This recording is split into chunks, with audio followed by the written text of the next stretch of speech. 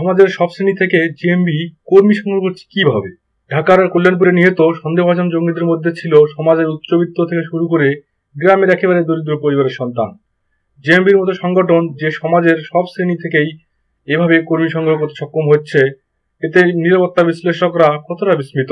আমাদের নিজস্ব সংবাদদাতা জানতে চেয়েছিলেন নিরাপত্তা বিশ্লেষক এবং নর্থ সাউথ বিশ্ববিদ্যালয়ের অধ্যাপক ডক্টর আব্দুর রব খানের কাছে। আমরা বিস্মিত অতটা নয় এই জন্য যে জেএমবি কিন্তু এর আগে লোয়ার মিডল ক্লাস বা তারও নিচে থেকে তারা রিক্রুট করে তাদের কাজ করে আসছে। এরপরে কালক্রমে যখন তাদের মেইন লিডারশিপ যখন ডেফিনিটেড হয়ে গেল, তারপরে দেখা গেছে তারা আর একটু উপরের দিকে, মানে যে একটু টেকনিক্যাল লেভেলের এডুকেশন আছে এদের দিকে যাচ্ছিল। এখানে এসে দেখলাম যে এটা আরো বেশি বিচিত্র হয়ে যায়, আরো বেশি বৈচিত্র্যপূর্ণ হলো, বিভিন্ন শ্রেণীর হলো। সমাজের এরকম একটা ডাইভার্স বিভিন্ন শ্রেণীর মানুষ, যাদের শিক্ষাগত যোগ্যতা বলুন, সাংস্কৃতিক ব্যাকগ্রাউন্ড বলুন, তারা বিভিন্ন ধরনের ব্যাকগ্রাউন্ড থেকে এসেছেন, তাদের সবার কাছে এরকম একটা আইডিওলজি সেল করা, যারা রিক্রুট করছেন, সেটা কিভাবে আসলে সম্ভব হচ্ছে? এই সেল করা আইডিওলজিটা তো অত্যন্ত মানে সিম্পল স্ট্রেট মেসেজ তারা দিতে পারে, যেটা মোটামুটি সবার কাছে পরিষ্কার, যে তুমি এই কাজটা করলে ইউল গেট দিস। সেদিক দিয়ে কত জটিল আপনার না। তবে যে জিনিসটা হলো মোটিভেশনটা, মানে যখন আমাকে একটা আইডিওলজির কথা বলা হয় আমি কিভাবে নেব, তো সেখানে দেখা যাচ্ছে যে ওই একই লেভেল অফ আন্ডারস্ট্যান্ডিং, যারা টেকনিক্যালি এডুকেটেড, যে মাদ্রাসা এডুকেটেড বা একদম এডুকেশন নাই, তারা মোটামুটি একইভাবে ওইরকম আন্ডারস্ট্যান্ডিং করে, মানে তাদের লেভেল অফ কম্প্রিহেনশন একই লেভেলে হয়েছে বলেই মনে হয় যেন তারা এটা সেল করতে পেরেছে তাদের কাছে।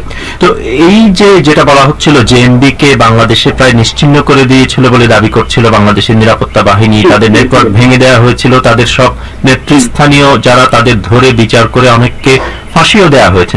সেখান থেকে তাদের এই যে একটা পুনরুত্থান, এটা নিরাপত্তা বাহিনীর অগোচরে এতটা বিস্তৃতি, সেটা কিভাবে সম্ভব হলো?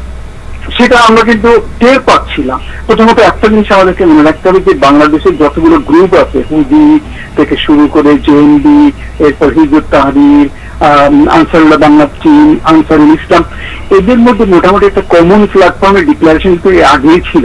আর একটা জিনিস মনে রাখতে হবে যে জেএমবি যেভাবে কাজ করেছে আমরা দেখেছি এর আগে, সেটা এই যে স্লিপার সেল টেকনিকে বড় বড় নেতা যখন তাদের শূন্যতা সৃষ্টি হলো তাদের সেই পদগুলো, তখন তারা ওই পরিস্থিতিকে অ্যাডজাস্ট করে আপনার রিক্রুটিং করেছে, ট্রেনিং করেছে।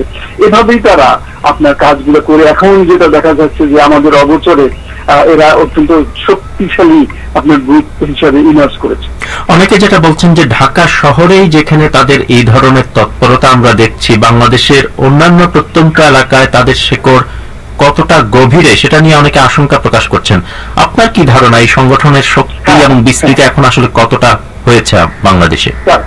এটা বলতেই হবে যে তাদের শক্তি তাদের অনেক গভীরে, অনেক তাদের শেকড় অনেক গভীরে। তবে একটা জিনিস আমাদের মনে রাখতে হবে যে এরা সারফেস সাধারণত করে আরবান এরিয়া, শহর এরিয়া। গ্রামে হ্যাঁ তারা লুকিয়ে থাকা বা রিক্রুট করা, ওখান থেকে মোবিলাইজ করা, সেই কাজগুলো তারা করে গ্রামের মধ্যে যেখানে মানুষের অগোচরে।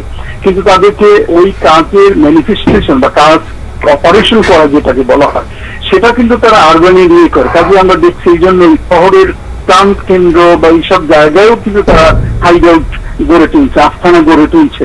কিন্তু ইউ আর রাইট যে আপনার গ্রামের প্রত্যন্ত অঞ্চলে তারা মোবিলাইজেশন, রিক্রুটমেন্ট তারা সবার অগোচরে করে যাচ্ছে, এবং যখন প্রত্যন্ত এরিয়ায় তারা ট্রেনিং নিয়ে তারপরে তারা অপারেশনের জন্য শহর এলাকায় চলে আসে।